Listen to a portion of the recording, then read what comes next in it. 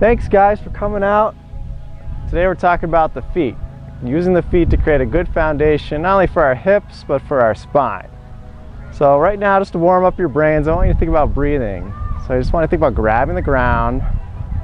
If you watch the first video, it's the 3 points of contact. So you're putting your big toe down. Kind of get your weight in your heels. One way to do that is dorsiflex. Let's lift the toes up. You notice your whole back will kind of push back. So once you shift backwards, create an arch. Big toe down, then think about trying to get your pinky down. That's really widening the foot. It's a little tough to do. It's okay if you can't get it right now. Just think grabbing the ground. Lifting up the outside of the foot, but also the inside. Next, just do the measuring stick hands here. You'll notice this from video 2. And you're just lengthening here, really sucking in the belly button. You should feel a little tension in your spine. Just want you to inhale through the nose, pumping up that chest, filling the lungs. And when you breathe out, don't let the stomach out and don't lose that tension you built up in your spine. So you don't want to decompress to compress, it's decompression. And then breathe in again, add a little more decompression on top of that. So do that about 10-15 times. Breathe in deep, opening up the spine. What we're using here is the posterior chain muscles. These are those deeper muscles that attach to your spine, and they hold it in a lengthened position. Now, our spine does 3 different things. One is it acts as a stabilizing structure. So when your hips and your shoulders are moving when you're walking, it should be acting strong, acting like a stiff rod. So only your hip is motioning, only your shoulders motioning. What else it could do is bend. It's got a lot of joints, so if we want to lift up something heavy, it can round. Like one of the biggest deadlifters in the world actually has scoliosis, curved spine, because the more that spine is curved, more power you're going to have. So that's in contrast to it acting as a stabilizing structure. The problem is we bend too much. We lift up just a little object off the ground, our spine, our head bends back because we get lazy with it. So we need to retrain the spine to act strong too, and not only increase mobility, but add strength at the same time. And the third thing is it does is it protects your nervous system, your spinal cord, which is part of your central nervous system. So it's going to do whatever it can to take pressure and stress off your spinal cord. So arthritis could even be a result of just stress on the nervous system. The spine's fusing to lock down. So, all right, you can relax, shake it out. Those breaths are tough, so you don't want to pass out. So next thing we're going to do is get in a split stance here. Keep thinking about the breathing too and the feet. That's all going to reapply. Think about that same measuring stick hands. You're lifting yourself over top of your hip now. Think about how your chest went up when you breathe. Same thing here. And just pull yourself forward. I want you to feel your hamstring muscle in the back of your thigh. And just slide down your shin. Keep your spine relatively straight. Just feel that musculature, because Jamie later on is going to go over how we can loosen up some of this stuff. Open up our hips. Stretch our feet out a little bit. After you've gone down twice, get up top over the hip again. So just as your feet are grabbing, and if you're doing that, that's great, because that shows me you're challenging yourself. I don't want you being super strong here. You want to lengthen your spine to where you feel like you're off balance. So we're doing the sphere of tension with the hands. Just as our feet are grabbing, our hands are now grabbing. Just raise those up about eye level. And you should feel that front foot, your weight in your heel in the front. All your weight is in that front heel. Foot's grabbing. And you're just pushing off the back toe, dropping it down and up. Try not to let that front knee bend. It's all just about that toe in the back. So do about 10 to 15 raises there. And we're going to switch sides, no worries. Just do about 10, 15, nice and slow. Getting that calf working, but also your spine's working. Raise those arms up just a little bit there, Alyssa. Yeah. Good. Switch it up. Same thing, we're lifting our body over top our hips. Weight in your heel. Even those 3 points of contact. Big toe down, pinky toe down, heel down. So your attention. Add a little elbow squeeze there. Everything should add to the length in your spine. Everything we're doing, we shouldn't feel like we're shrinking. We should always feel like we're lengthening that spine. 10 to 15 raises on that left one now. Your feet should actually be aching a little bit here.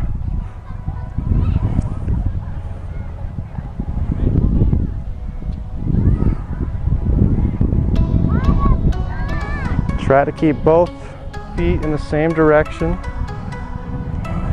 It's okay if you can't, but you want to challenge yourself.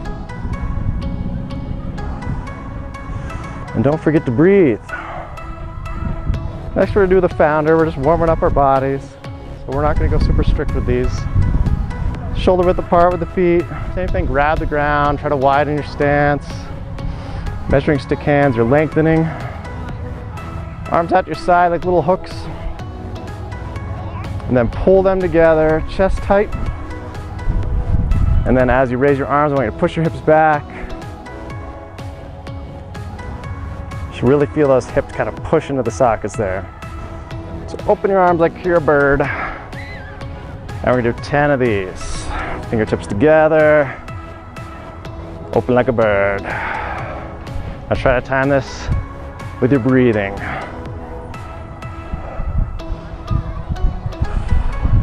With each of these, you should try to sink a little bit deeper into that hip hinge. Lengthen your spine just a little bit more. Should be kind of shaky the whole time you're doing it. Because even holding this pose is really tough.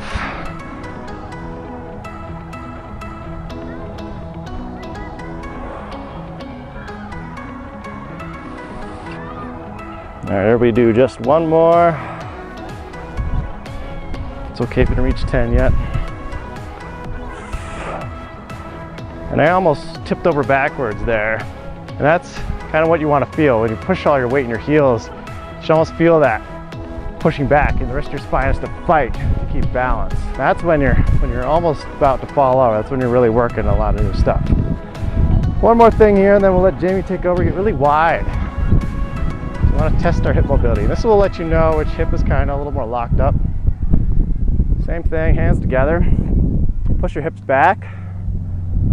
And just shifting right and left. Kind of go as deep as you can. Get like a little inner thigh stretch. And then just compare to the other side. It's okay if the knee bends, but you definitely want the hip to do some motion there. And again, the feet should be grabbing. If you take one thing home today, it's use those arches more.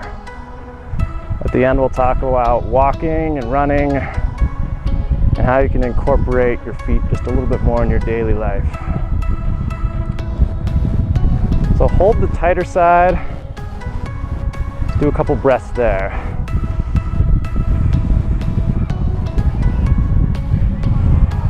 Come back to the middle. Drop your hands down to the ground. Walk your fingertips out. So don't let your butt follow your hands. As your fingertips go forward, your butt pushes back. Little tug of war there. And then, this is pretty tricky, but you want a dorsiflex. So raise your right foot. You'll notice that pushes your hips back a little bit. And drop the right one down, do the left one. Let's repeat that. Raise that right one up. Everything else is staying where it was, right? It's really tough to raise that foot. Should get really shaky. Deepen if you need to.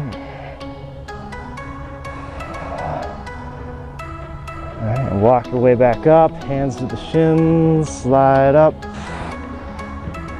Glide your hands along your torso, over your head, and just breathe. Should be easier to breathe than before. All right. You're up, Jamie. But we also want to do more of the yoga moves. We're relaxing the spine just so we can get deeper into the stretch. Well, you'll notice you'll feel the stretch like on your hamstrings more and your hips more when your spine is in a lengthened position. So it's okay to get both, but we just tend to like, oh, I'm going to stretch too much. So we also want to add that strengthening in there. Especially if we're in a lot of pain, stretching might not be the best go-to right away. It's actually more of the simple things, trying to just get that spine in the right place.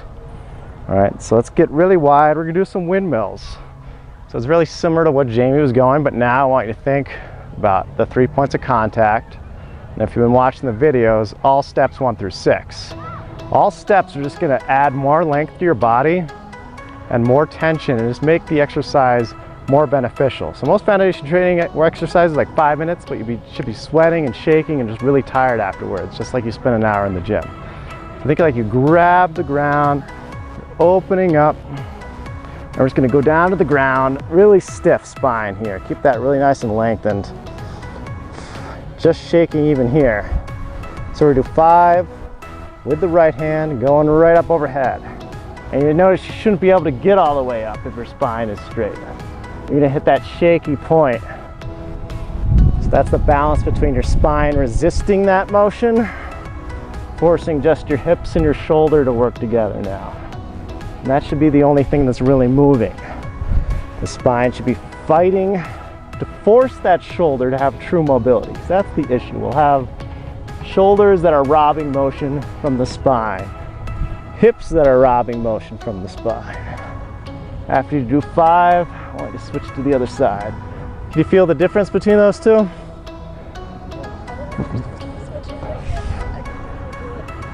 Oh no, you did 5 on one, then you switch to the other side. You should really feel this load the opposite hamstring. If you want, you can add a little dorsiflexion. Give some love to those feet. What's dorsiflexion, Dr. Klein? That's when we're raising our toes up in the air, or you're putting more weight on the heel. Plantar flexion is the opposite of that, which is pushing down, activating your calf. All right, come back up. Again, we're going overhead. This is what we call a trace, running your thumbs along your body. I like to do that after. So we're just in a flex position, so we want to lengthen our spine now. See, I'm like going backwards. That's one way to test yourself. Add those little toe raises to push your spine back more. Good. All right, let's come back in. Let's do a flat foot squat now. Really good for the hip mobility. Keep your heels down the whole time. Try to keep that grip. As you go down, I want you to raise your hands overhead. The mic is going to work with this one. There we go. And as you raise your arms, that's going to shift your weight backwards, almost like you're going to fall on your butt. This is one thing we miss in our culture, the flat foot squat. Other cultures, they hanging down here all day, play chess. They go to the bathroom this way, because they're going in a hole in the ground.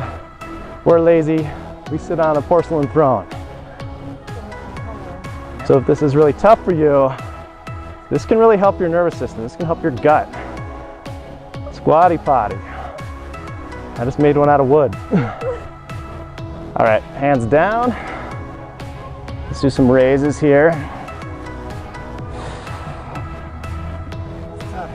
Oh, yeah.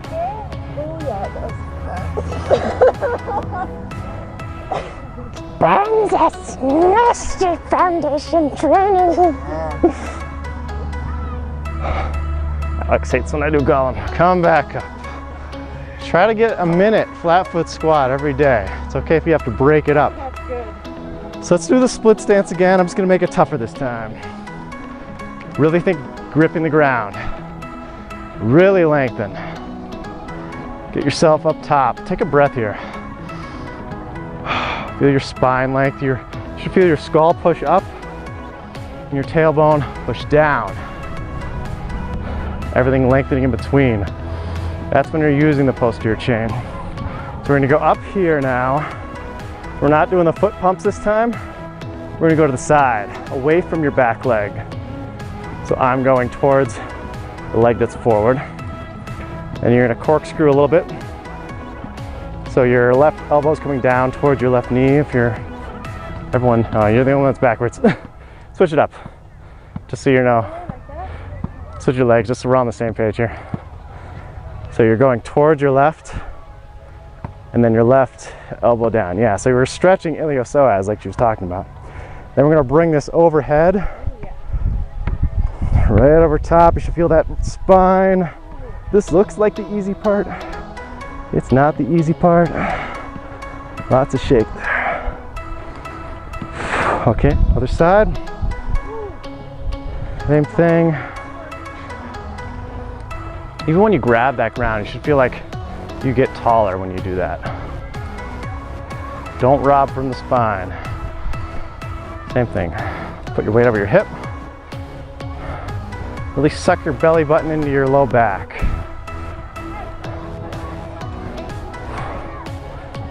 And what I'm doing also here with the elbows is watch my shoulders. As I squeeze, see how my head pops up? Just a little bit. That's the whole point of that. Adds just a little bit more length. That's actually going to be video 8. I haven't done that one yet, but you're here so you get the bonus. Go into the right now. Right elbow cocks in towards the right knee a little bit. Hold and breathe. Now bring it up overhead. It's okay to shift your weight back too. Shift your weight onto your back toe a little bit. Do you feel that arch on your back foot? Really angry?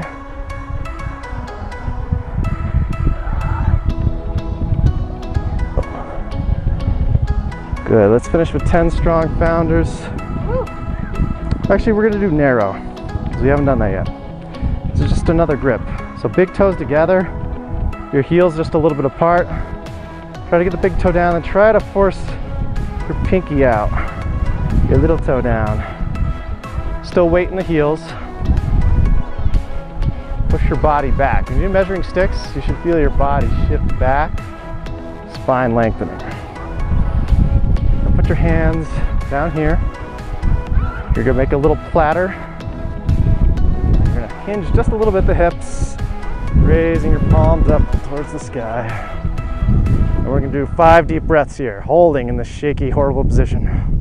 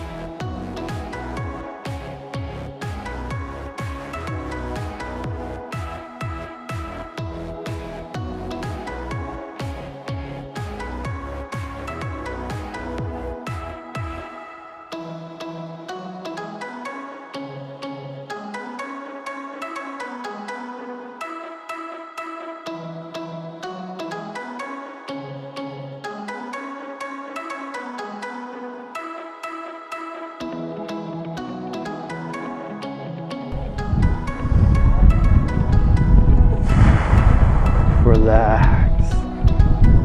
Okay, now we'll do the founders. Just 10. Before we were nice and lazy with it. Just get a little more intentional about it this time. Lengthen. Be really strict with it. Only shoulder, only hip motion. I'm starting out really conservative. Not at all deep. And I'm just gonna add each one, getting a little deeper.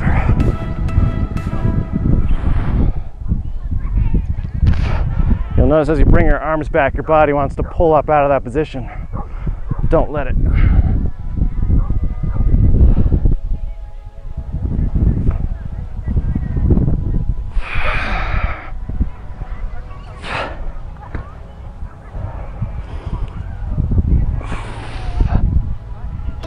Do one more really strong one.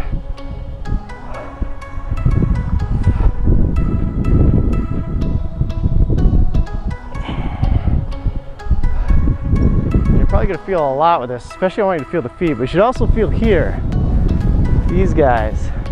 These are the muscles that want to hold us here all the time because they're so tight and overdeveloped. So just a little bit about the feet. The reason we're doing this barefoot is you'll notice it's harder to do it barefoot. If you have good like orthotics and you're doing this, you won't feel as much tension in your spine. So you want to get barefoot, we want to strengthen the feet. We don't always want to support the feet. Even the guy who came and did the presentation on Mojo feet that we did the casting for at our office. So the whole goal is to get you away from orthotics eventually. For most people, that's the goal. Strengthen the foot where it can do the job on its own, not always support it. So when we support things, it gets weak. It's like back support. The back will get weak eventually. So one way to help you just with walking is try to slow down your strike. Now, I don't mean doing little tiny steps. Actually try to lengthen your stride, but control it with that hip flexor and just be careful about how hard you're hitting the ground. You're still walking, being more control, almost like you were barefoot. And really getting that push off. A lot of people miss that, is that driving off that back hip when they're walking. A lot of us are out here leading with the hips. I'm not saying stick your butt out, walk like this. It's just somewhere in the middle. So you'll notice both shrink you. If I put the hips forward, I get a little shorter. If I go here, I get a little shorter. It's in the middle, it's lengthening, keeping that. You'll notice you get a lot more engagement there in that hip flexor. So when that's weak, your hips go forward, and your spine compresses. So it definitely all relates. There is a method to the madness, it is connected. So I just want to talk about some of the running patterns I do, and then we'll finish up. I like to go backwards, and I like to do grapevine. Because we're always going forward. Yes, this is really helpful. And forefoot running is good too, where you're using the arch to absorb the shock. Because if the heel's absorbing the shock, because we have shoes, the ankle may not be getting it, but the knee's getting it, the hip's getting it, the spine's getting that shock. And that's blunt force trauma over time. So teach the foot to absorb the shock. So that's a little bit more on your toes. So I'm just gonna do a little run, and I'll come backwards, using more toes.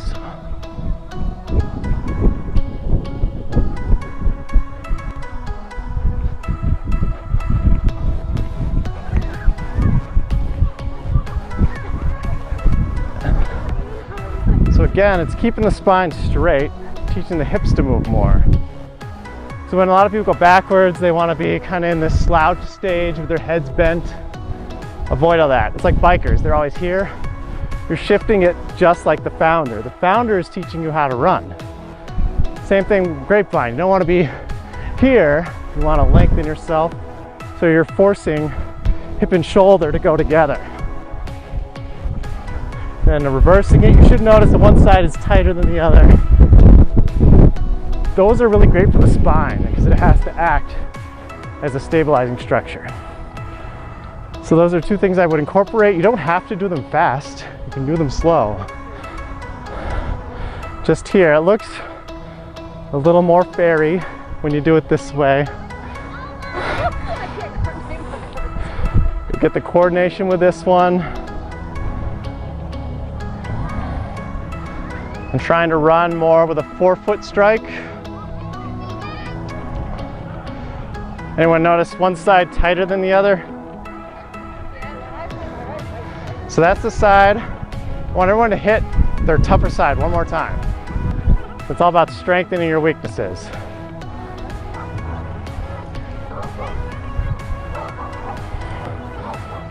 Get those arms dancing too there, Jamie. This is a bit of a mental game, but once you'll notice it works together once you got it. If you're watching Daniel, you'll notice his opposite arm or opposite leg go in together at the same time. That's what you want. So try backwards.